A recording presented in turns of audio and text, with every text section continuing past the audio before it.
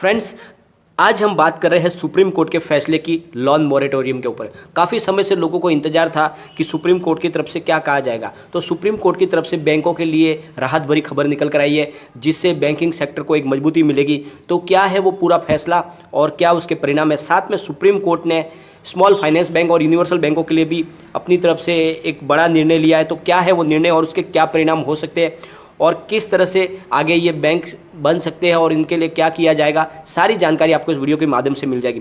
और फ्रेंड्स, ये वीडियो देखने से आपको पता चल जाएगा कि आगे बैंकिंग सेक्टर में कितनी तेज़ी बन सकती है, क्या आपको बैंकिंग सेक्टर में निवेश करना चाहिए। साथ में फ्रेंड्स, हम आज उन सब बैंकिंग शेयरों को भी डिस्कस करेंगे, कितनी तेज़ी बन रही है किस स्टॉक के अंदर। एक एक स्टॉक को हम डिस्कस करेंगे बैंकिंग सेक्टर के। लेकिन फ्रेंड, उससे पहले अगर आप पहली बार हमारे चैनल पर आए तो चैनल को सब्सक्राइब कर दीजिए, एक बेल आइकॉन दबा दीजिए ताकि जब भी नया वीडियो बने पहला नोटिफिकेशन आपको मिले। चलो फ्रेंड्स, वीडियो स्टार्ट करते हैं। मैं हूँ आपका दोस्त एसबी दवे और हमारे अपने चैनल ऑनलाइन कमाई में आपका बहुत बहुत स्वागत है। फ्रेंड्स, सुप्रीम कोर्ट ने लोन मॉरेटोरियम के ऊपर अपनी सुनवाई करके आज उन्होंने अपना जजमेंट दिया है।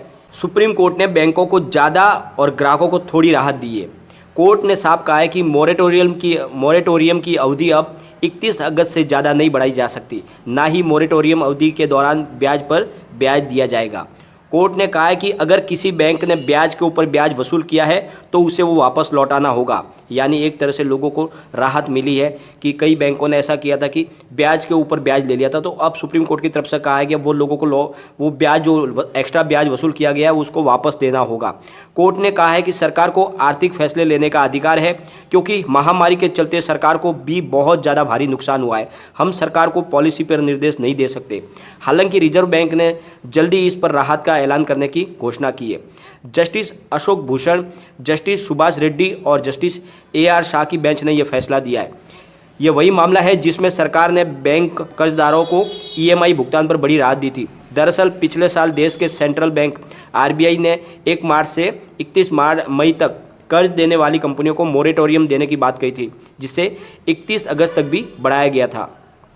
2020 में मार्च अगस्त के दौरान मॉरेटोरियम योजना का लाभ बड़ी संख्या में लोगों ने लिया, लेकिन उनकी शिकायत थी कि अब बैंक बकाया राशि पर ब्याज के ऊपर ब्याज लगा रहे, और यही मामला सुप्रीम कोर्ट में पहुंचा था। कोर्ट ने केंद्र सरकार से इस मामले पर सवाल पूछा था कि स्थगित EMI पर अतिरिक्त ब्याज क्यों लिया जा रहा है। तो सरकार ने अपने जवाब में कहा था कि 2 करोड़ रुपए तक के कर्ज के लिए बकाया किस्तों के लिए ब्याज पर ब्याज नहीं लगाया जाएगा। सरकार के इस प्रस्ताव में 2 करोड़ रुपए तक के MSMEs loan, educational loan, home loan, credit card बकाया, कार 2 व्हीलर लोन और पर्सनल लोन शामिल है, और इसका पूरा भार सरकार अपने ऊपर लेगी, और जिसके लिए सरकार ने करीब 6000 से लेकर 7000 करोड़ रुपए खर्च भी किए। आइए जानते हैं कि आखिर लोन मॉरेटोरियम क्या है। मॉरेटोरियम का मतलब होता है, अगर आप किसी चीज़ का भुगतान कर रहे हैं तो उसे एक निश्चित समय के लिए रोक दिया जाएगा। उदाहरण से समझते हैं कि मान लीजिए अगर आपने कोई लोन लिया है तो उसकी EMI को कुछ महीनों के लिए रोक सकते हैं, लेकिन ध्यान रहे इसका मतलब ये बिल्कुल नहीं है कि आपकी EMI माफ़ कर दी गई है।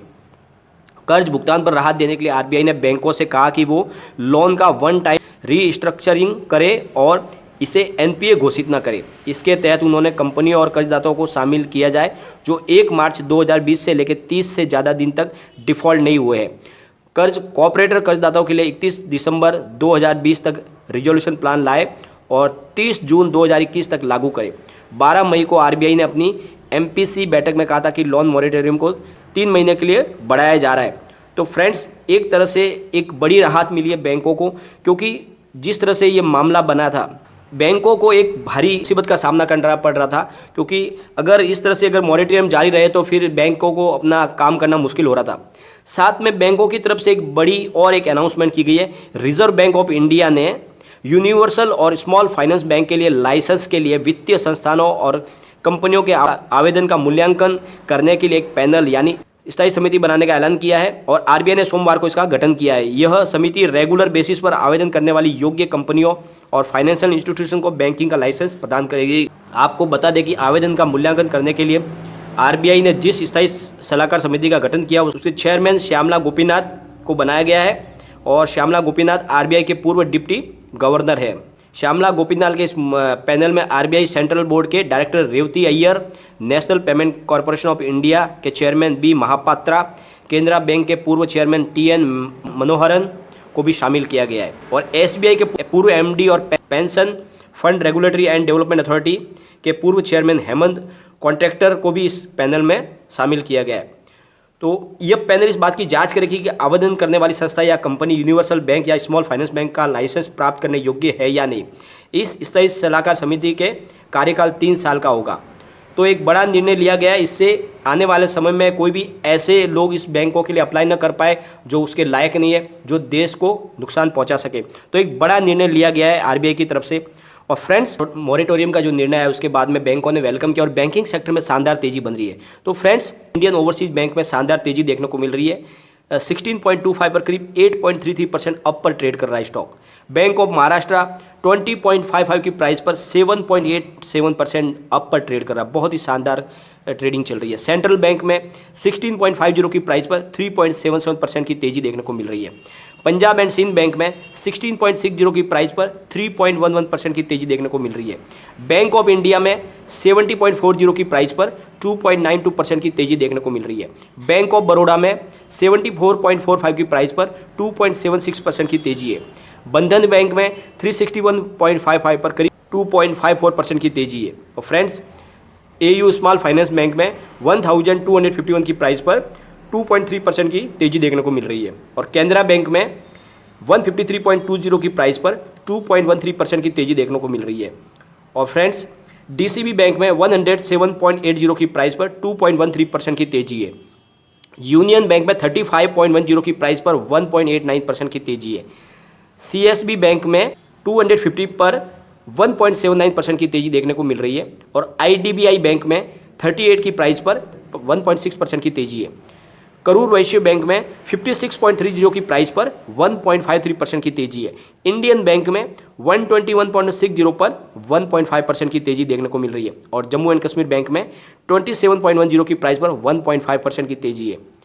और पंजाब नेशनल बैंक में 38.50 पर 1.45% की तेजी है। आईडीएफसी फर्स्ट बैंक में 60.15 पर 1.18% की तेजी देखने को मिल रही है। और फेडरल बैंक में 78.05 पर 1.17% की तेजी है। इंडसइंड बैंक में 979 पर 1.15% की तेजी। साउथ इंडियन बैंक में 8.90 की प्राइस पर 1.14% की तेजी है। उज्जविन स्मॉल फाइनेंस बैंक में 32.50 की प्राइस पर 1.09% की तेजी है। धनलक्ष्मी बैंक में 15.25 की प्राइस पर 0.99% की तेजी। स्टेट बैंक ऑफ इंडिया में 370 पर 0.91% की तेजी है। आईसीआईसी बैंक में 577 पर 0.72% की तेजी है। आरबीएल बैंक में 226 पर 0.69% की तेजी है। एचडीएफसी बैंक में 1477 पर 0.57% की तेजी है। और कर्नाटका बैंक में 64.45 की प्राइस पर 0.55% की तेजी है। और फ्रेंड्स, सबसे बड़ी बात, यस बैंक के अंदर गिरावट है फ्रेंड्स, 14.85 पर करीब कल की क्लोजिंग पर है। यूको बैंक में भी 12.45 पर करीब 0.4% की गिरावट है। और कोटक महिंद्रा बैंक में 1803 पर 1.06% की गिरावट है। तो थोड़ी सी गिरावट है 3 बैंकों में, बाकी सारी की सारी बैंकों में शानदार तेजी बनी हुई है। लेकिन आगे भी और तेजी की संभावना बन रही है और आपको बैंकिंग सेक्टर में निवेश करना चाहिए। आने वाले समय में बहुत ही अच्छा आपको रिटर्न मिल सकता है। लेकिन फ्रेंड, कोई भी इन्वेस्टमेंट करने से पहले अपने फाइनेंशियल एडवाइजर से एक बार एडवाइजर ले ले या अपना खुद का रिसर्च करें, क्योंकि मैंने वीडियो आपके एजुकेशनल पर्पज के लिए ही बनाई। वीडियो पसंद आए तो लाइक शेयर जरूर कीजिए और चैनल को सब्सक्राइब कर दीजिए। Thank you friend.